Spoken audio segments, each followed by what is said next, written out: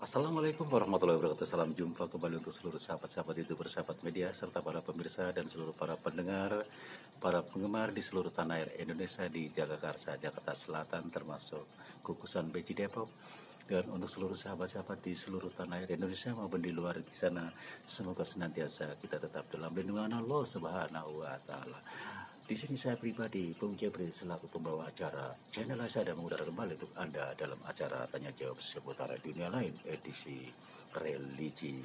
Ada salah satu atensi yang bernama Saeni, termasuk saudara Rodia, saudara Andi. Ini ada beberapa pertanyaan ya, saya gabung jadi satu, mudah-mudahan Anda mendengarkan. Dari kota Pemalang, kota Surabaya, dan kota Bandung ya. Mudah-mudahan Anda semuanya telah dalam lindungan Allah Subhanahu wa Ta'ala. Dan terima kasih sebelumnya atas bergabungnya Anda semua bersama kami channel Ayah Sadam. Dan untuk seluruh para pendengar, para penggemar di seluruh tanah air Indonesia maupun di luar di sana, tanpa pula sahabat-sahabat itu bersahabat media, semoga senantiasa tetap dalam lindungan Allah Subhanahu wa Ta'ala. Mari kita sama-sama mengkaji sesuai dengan pertanyaan-pertanyaan mereka, yaitu tentang masalah puasa Abdul selain Ramadan ya, dan termasuk lupa dalam berpuasa dan puasa wisol, dan termasuk puasa dan junub ya. Yang pertama pertanyaan yaitu puasa pada bulan apakah yang paling abdul selain bulan Ramadan? Ada seorang sahabat bertanya kepada Nabi Sallallahu Alaihi Wasallam seperti itu. Kemudian Nabi menjawab, kalau kamu hendak berpuasa setelah bulan Ramadan, maka puasalah bulan Muharram. Lalu ada sebuah riwayat yang mengatakan pada bulan itu Allah SAW telah mengampuni dosa-dosanya suatu kaum dan akan mengampuni dosa-dosa kaum yang lain. Riwayat Lam Ahmadi ya. Di sini saya akan menjawab yang kedua, yaitu tentang mengenai hari telah melakukan jima ya, atau puasa dan junub. Tiba saatnya pada azan subuh ya. Saat itu tepatnya bulan puasa, apakah itu juga mempengaruhi puasanya? Itu pertanyaannya. Tidak mempengaruhi puasanya, tetap sah ya. Kemudian segera mandi agar bisa melakukan sembahyang subuh tepat pada waktunya dan jangan ditunda-tunda ya. Ya, pertanyaan yang ketiga yaitu lupa dalam berpuasa. Di sini pertanyaannya di dalam melakukan ibadah puasa. Seseorang lupa kalau itu berpuasa kemudian makan dan minum. Apakah seperti itu membatalkan puasanya atau puasanya itu diteruskan? Itu pertanyaannya ya. Jika berpuasa lalu lupa makan dan minum, maka puasanya tetap sah dan tidak batal. Kemudian Nabi juga pernah ditanya serupa, lalu beliau menjawab, teruskan puasamu, itu rizki dari Allah untukmu. Lain lagi, kalau disengaja maka puasanya itu batal dan wajib untuk menggantikannya ya. Lantas pertanyaan yang selanjutnya yaitu puasa wisol. Di sini ditanyakan apakah seseorang itu boleh melakukan puasa wisol dan apa puasa wisol itu? Itu pertanyaannya ya. Jawabannya, di mana puasa wisol itu tidak boleh dilakukan dan hukumnya haram. Sedangkan puasa wisol itu sendiri adalah puasa menyambung, yakni berpuasa cara 2 hari atau lebih dengan makan dan minum pada malam harinya. Untuk pertanyaan berikutnya yaitu hari yang haram bila untuk berpuasa ya.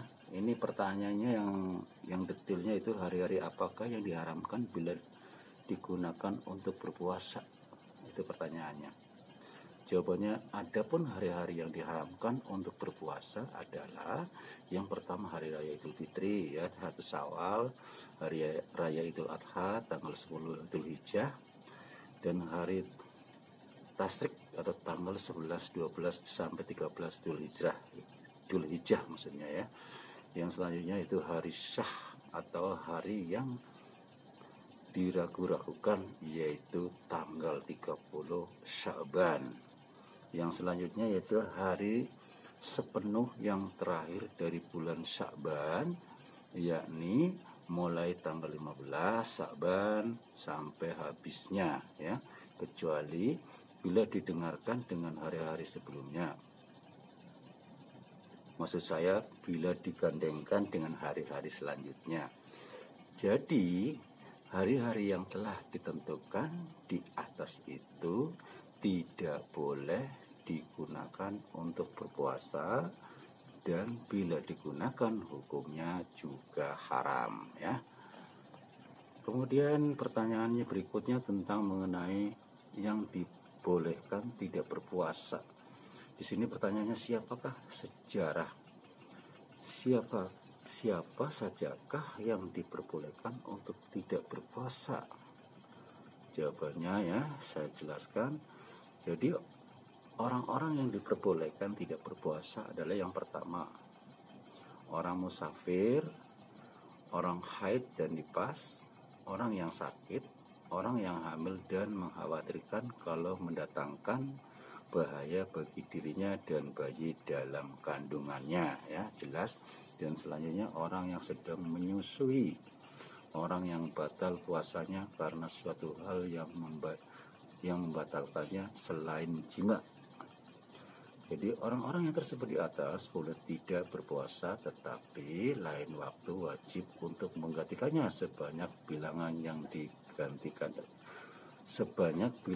yang ditinggalkannya ya. Saya rasa cukup untuk saudara kita ya. Ini keseluruhan, tidak saya sebutkan namanya, namun Anda paham sesuai dengan pertanyaan Anda semua, baik yang dari Pemalang, Malang maupun dari Bandung. Mudah-mudahan Anda jelas atas jawaban dari saya, semoga bermanfaat.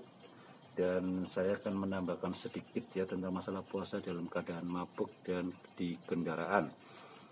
Biasanya orang yang jarang naik kendaraan itu sering mabuk, masuk angin atau muntah-muntah sewaktu dalam perjalanan. Apakah hal itu dapat membatalkan puasanya?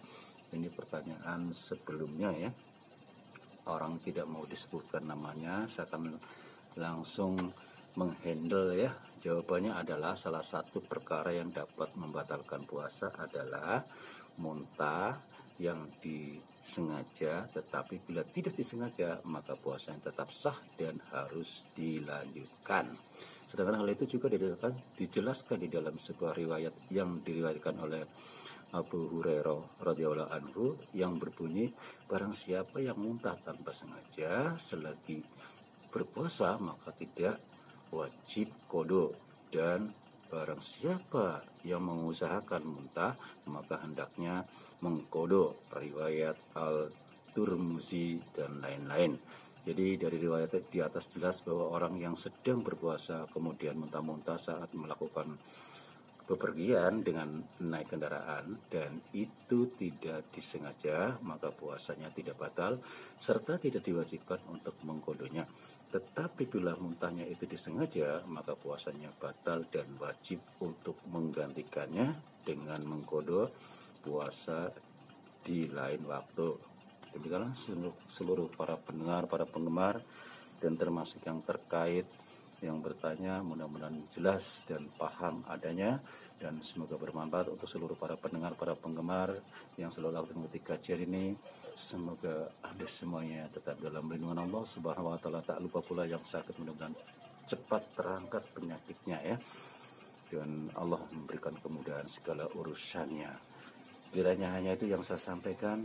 Insya Allah kita jumpa lagi di waktu yang sama dengan acara yang sama, tanya jawab seputar dunia lain, edisi religi. Apabila ada salah-salah kata dalam penyampaian saya pribadi, mohon maaf. Wassalamualaikum warahmatullahi wabarakatuh. Ihdinas siratal mustaqim.